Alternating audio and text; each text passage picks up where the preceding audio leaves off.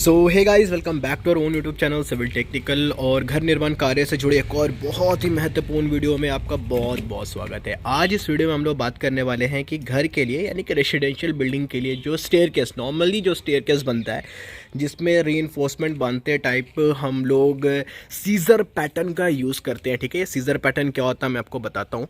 और एक चीज़ मैं आपको बता दूँ कि ये इसका जो स्टेयर होता है ना, डिज़ाइन से लेकर शटरिंग करवाने से लेकर रीइंफोर्समेंट बनवाने तक, ये बहुत ही क्रूशियल पॉइंट होता है, बहुत ही टेक्निकल पॉइंट होता है। यहाँ पे बहुत ध्यान देना होता है और उसको सही तरीके से करना होता है। बहुत लोगों को नहीं समझ में आता है कि सीढ़ी का कैलकुलेशन कैसे करते हैं, स्टेप कैसे निकालते हैं। और उसके बाद ख़ास तौर पर जब रीइंफोर्समेंट बनवाने का टाइम आता है तो being as a civil engineer आपको पता होना चाहिए कि इसका रीइंफोर्समेंट किस तरीके से बांधना है, ताकि अगर कोई गलती हो तो आप उसको रेक्टिफाई कर पाए। तो वीडियो में आगे बढ़ने से पहले एक छोटी सी रिक्वेस्ट है दोस्तों, अगर आप हमारे चैनल पे नए हो तो प्लीज़ चैनल को सब्सक्राइब कीजिए, बेल आइकन का जरूर से प्रेस कीजिए, इससे आपको हमारे लेटेस्ट अपडेट हमेशा से पहले मिलते रहेंगे।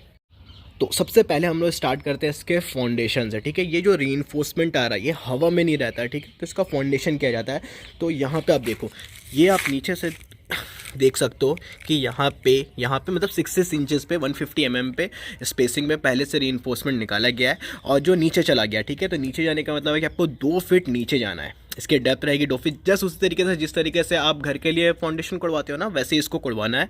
और उसके बाद आपको 2 फीट जाना है, 1 फीट इसकी चौड़ाई रहेगी, 2 फीट इसकी डेप्थ रहती है। और जितना दूर आपको जो फर्स्ट है, यानी कि ये जो मेरा सीढ़ी का जो विड्थ है ना वो 4 फीट है। 3 फीट रहेगा तो आपको 3 फीट तक जाना है, 4 फीट है तो 4 फीट तक जाना है। आपका रीइंफोर्समेंट नीचे चला जाएगा और उसके बाद उसको बीम की तरह आप उसको अंदर बांध करके उसको कास्ट कर देना है। और कास्ट होगा पूरे हाइट तक। जैसे 2 फीट अगर आप रीइंफोर्समेंट में डेप्थ लेके गए हो फुटिंग का, तो पूरा 2 फीट आपको उसको कास्ट कर देना कंक्रीट से।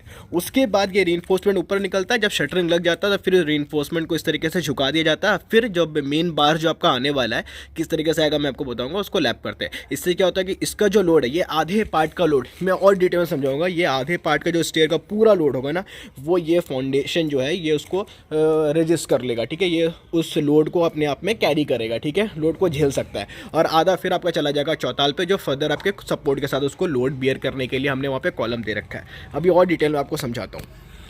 अभी इसमें समझने वाली बात ये है ना कि इसमें डबल मैश आपको दिख रहा होगा। ठीक है, यहाँ पे आपको डबल मैश दिख रहा है, यहाँ से यहाँ तक, फिर आपको वहाँ से यहाँ तक डबल मैश दिख रहा है, फिर आपके चौताल पे ये डबल मैश रहने वाला है। और उसी पैटर्न से फिर ये पूरा थ्रू आउट जाता है, जहाँ जहाँ स्टेयर हाइट जाता है। यहाँ पे क्या था कि हमने यहाँ पे 2 लैंडिंग, जिसको चौताल भी आप बोलते हो, 2 लैंडिंग प्रोवाइड कर रखा है। प्रोवाइड इसलिए 2 लैंडिंग क्या है, क्योंकि मेरे पास उतना स्पेस नहीं था कि मैं डायरेक्ट ऐसे जाकर वैसे आ जाऊँ। ठीक है, तो पहला है कि हम लोग इस लैंडिंग पे जाएंगे, 4 फीट का हाइट कवर करने वाले। उसके बाद 2 फीट का जो हाइट है वो इससे कवर अप होगा और फिर जो 4 फीट का जो हाइट है वो इससे कवर हो जाएगा। इन टोटल हमारा 10 फीट का जो हाइट है, फ्लोर हाइट, वो इससे कवर अप होने वाला है। स्पेस नहीं था तो आपको 2 लैंडिंग यहाँ प्रोवाइड करना होगा। अभी क्या है कि जब इसका जो रीइंफोर्समेंट जब देते हैं तो देखो क्या है कि सबसे पहले तो आपका एक मेन रीइंफोर्समेंट आएगा। सीजर पैटर्न कैसे बनता है ये समझ लो, ये आपका मेन रीइंफोर्समेंट है। तो जब मेन रीइंफोर्समेंट आपके फाउंडेशन से जो निकलेगा तो वो आपका शुरू में जाएगा, जो स्लोप एरिया रहेगा, ये आपका स्लोप एरिया है, उसमें वो नीचे जाएगा। मतलब कि ये नीचे का मैश में आपका मेन रीइंफोर्समेंट जा रहा है। ठीक है, उसके बाद जब ये आपके चौताल पे जाने वाला लैंडिंग में जाएगा तो यहाँ पे फिर इसको बेंड कर और फिर इसको टॉप बार बना दिया जाता है। ठीक है, यहाँ तक आप देख सकते हो ये मेन बार आ रहा था नीचे से, उसके बाद फिर इसको डाई मार कर फिर इसको टॉप का जो डबल मैश है ना, यहाँ पे 2 मैश आप देख सकते हो, ये मैश हो गया और एक आपका ये नीचे का मैश है। ठीक है, तो ये वाला उसके बाद क्या होगा, जब ये लैंडिंग के पास में आएगा इसको डाई मार कर फिर इसको टॉप का मेन बार बना देना है। उसके बाद अभी सीजर पैटर्न आप देख सकते हो, यहाँ पे एक सीजर पैटर्न बन रहा है, देख सकते हो आप। ठीक है, फिर से क्या है ना, आपके लैंडिंग से, आपके चौताल से, उसके बाद यहाँ से आपको डिस्टेंस कैलकुलेट करना है। जितना भी डिस्टेंस होगा ना L/4 तक, क्या होगा कि यहाँ से नीचे से आएगा बार। ठीक है, ये देखो, ये नीचे का मेन बार है, ये नीचे से मेन बार आएगा, फिर डाई मार के इसको टॉप का मेन बार बना देना है, देख सकते हो आप। फिर ये टॉप का बार बन जाएगा, कहाँ तक, L/4। इस तरीके से सीजर पैटर्न बनता है। नीचे से जो आपका मेन बार आ रहा है, सबसे पहले वो नीचे का मेन बार रहेगा, लैंडिंग के पास डाई मार के उसको ऊपर उठा देना है, ये आपका टॉप का बार बन जाएगा।